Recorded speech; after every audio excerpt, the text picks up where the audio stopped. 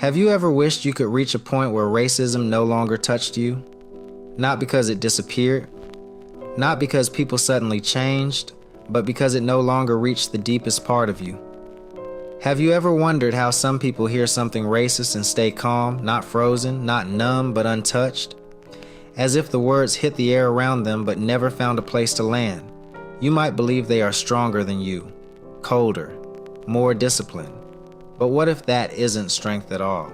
What if racism keeps hurting you not because of what others say, but because of what it activates inside you? Because here is the uncomfortable truth almost no one talks about.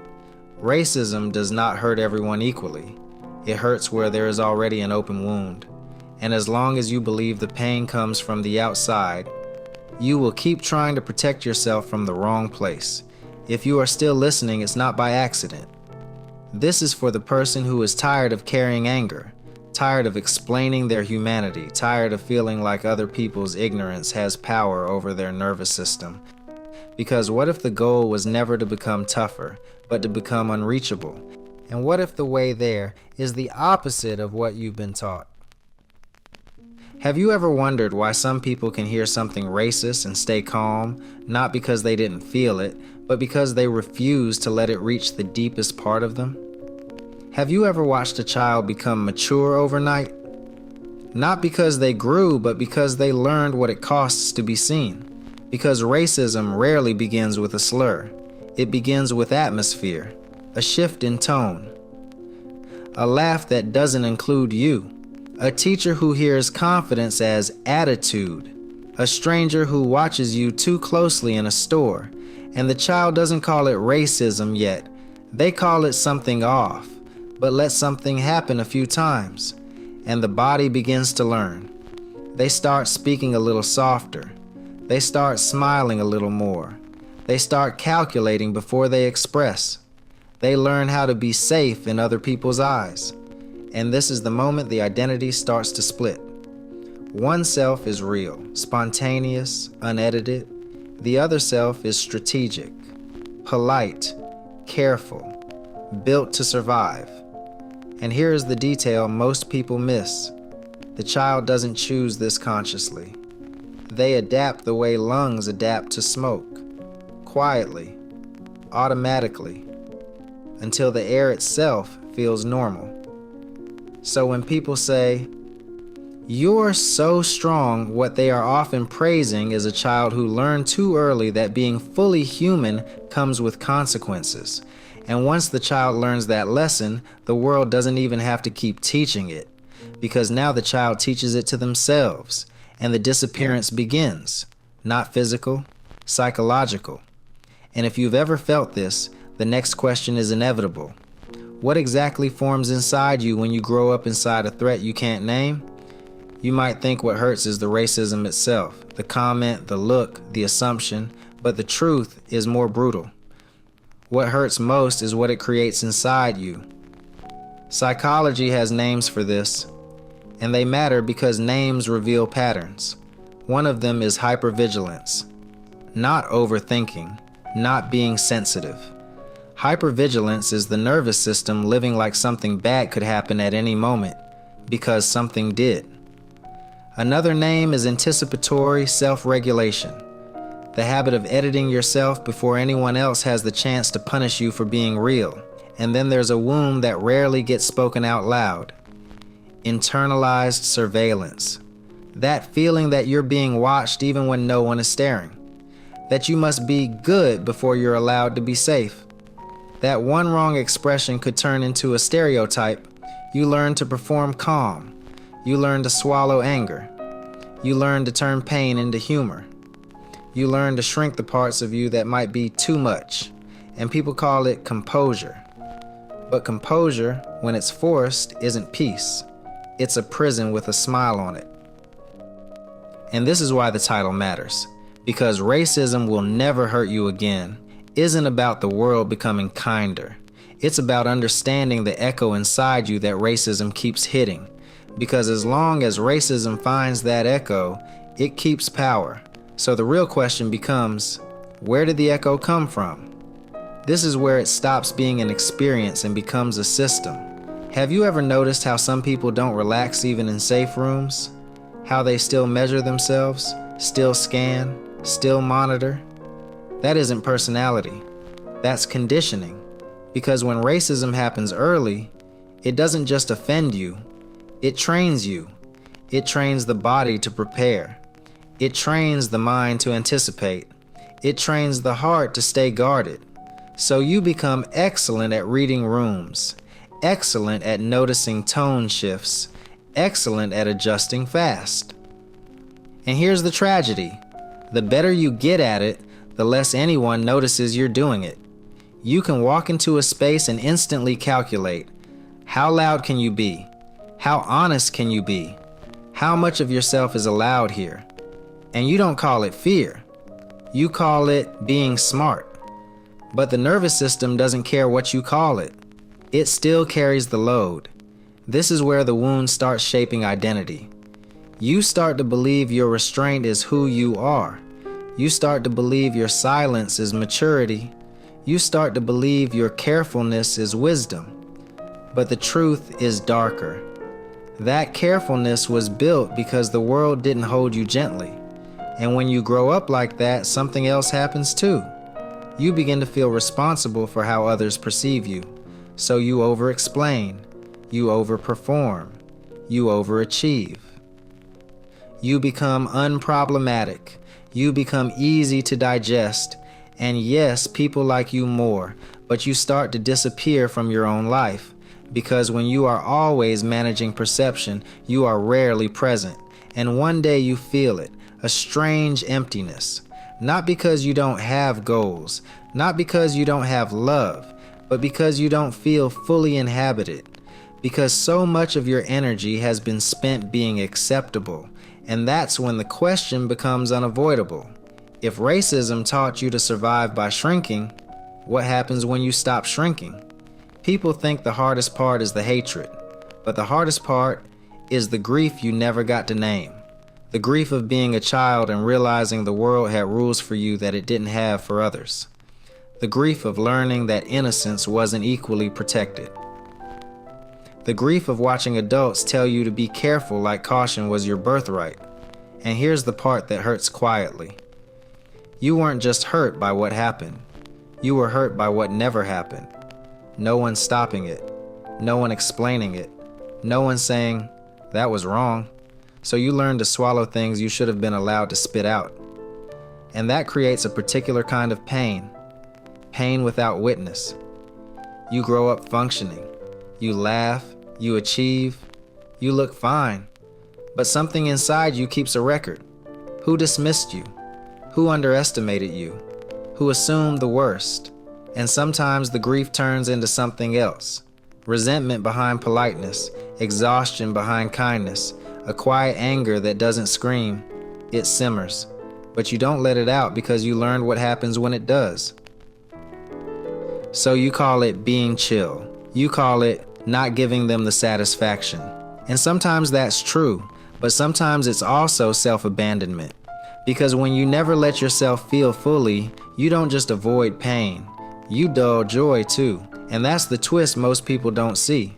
Racism doesn't only try to hurt you directly, it tries to make you abandon yourself preemptively. So the real question becomes, why does the body hold on even when the mind is tired of carrying it?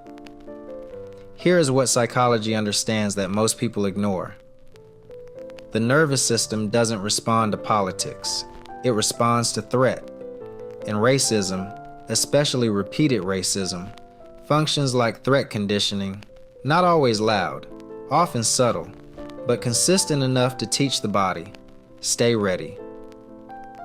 That's why certain moments feel bigger than they should, because they aren't isolated, they are connected. The brain stores patterns, the body stores sensations. So a small comment can activate an old file, a familiar feeling, a familiar danger. Psychologists call this triggering, not as a trend word, but as a biological reality. And there's another layer, learned self-monitoring. When you've been punished for expression, you start monitoring expression. When you've been misread, you start controlling what can be misread. Over time, that monitoring becomes automatic. And here's the most important piece. If racism keeps hurting you, it's not because you're weak. It's because your nervous system is doing what it was trained to do: protect you. But protection becomes a problem when it never turns off. That's when the old survival system becomes your present identity. And that is why not caring anymore doesn't start as confidence. It starts as a shift in awareness. Maybe I've been living like I still need their permission to exist safely. And once you think that thought, you can't unthink it. By adulthood, the wound has a rhythm. You can be successful and still feel unsafe. You can be loved and still brace for misunderstanding. You can be praised and still feel invisible. Because the patterns aren't logical. They're embodied. You might become hyper-independent because depending on others once felt risky. You might become overly agreeable because conflict felt dangerous. You might become emotionally controlled because losing control was punished. And sometimes, you become the perfect version of yourself. The one who never gives anyone a reason. The one who is always composed. The one who is always above it. But inside, there's a quiet fatigue. The fatigue of always having to be better to be treated as equal. And the more you do it, the more you realize a painful truth. You can't outperform prejudice. You can't over-explain hatred into empathy. You can't earn basic humanity. So some people reach a breaking point, not an explosion. A withdrawal. A quiet decision. I will not spend my life auditioning for people who are never going to see me clearly. And the moment that decision is made, everything begins to change. But the next part is where it gets dangerous. Because letting go of caring doesn't only detach you from them, it reveals what you were still hoping for. The turning point is not loud. It's a moment you notice something in yourself. You are tired of explaining. Tired of shaping your life around other people's misunderstanding. Tired of shrinking to avoid their reactions. Tired of giving racist people emotional importance. And then the recognition arrives. I have been treating their perception like reality. That is the cage. Not the world's ignorance, but the way you've been forced to orbit it. You start to see how much energy you've spent anticipating disrespect, preparing responses, rehearsing dignity, holding yourself tight, and suddenly, a quiet truth becomes undeniable. If you stop caring about racist people, you don't lose your power. You recover it. Because the power was never in their words. It was in your nervous system's belief that their words mattered. This is not healing yet. This is recognition.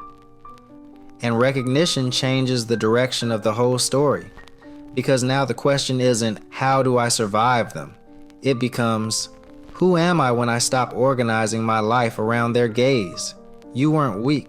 You were adapting. You weren't too affected. You were aware. You weren't failing at toughness. You were carrying something that was never meant for a child to carry. This is the reframe that softens the shame. Because shame says, why did I let it get to me? Compassion says, of course it got to you. You were human in a system that tried to reduce you. And when you understand that, something changes inside. You stop blaming yourself for having a nervous system. You stop judging your sensitivity as if it's a defect. You start seeing your reactions for what they were: signals, evidence, proof that your body noticed what your environment refused to name. And the reframe doesn't say, be stronger. It says something quieter. You have been strong enough. Now you deserve to be free enough. But freedom begins in a strange place, not in becoming hard, but in no longer begging to be handled gently by people who refuse to learn. And the next shift is the most subtle one. When you stop caring, you don't become numb. You become selective. This is not the kind of healing that looks like triumph. It looks like quiet detachment. Not indifference, not denial, detachment. A nervous system slowly realizing their gaze is not my home. It starts with small internal movements. You notice you don't flinch as long. You notice you don't rehearse your humanity before entering spaces. You notice you don't feel the need to prove your worth to strangers. And the most important part, you stop giving racist people the most sacred resource you have, your attention.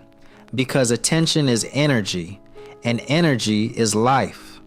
So the body begins to loosen, not because racism disappears, but because your nervous system stops treating racism like a verdict. It becomes background noise, unpleasant, real, but no longer central. And slowly, something returns, presence. You begin to live again. Not as a response to them, but as a return to yourself. And that's when you realize the title was never a fantasy. Racism will never hurt you again doesn't mean nothing racist will ever happen. It means it no longer gets to own the deepest part of you. And that brings us to the final truth. Racism tries to do one thing better than anything else. It tries to make you believe you belong to their perception. But you don't. You never did.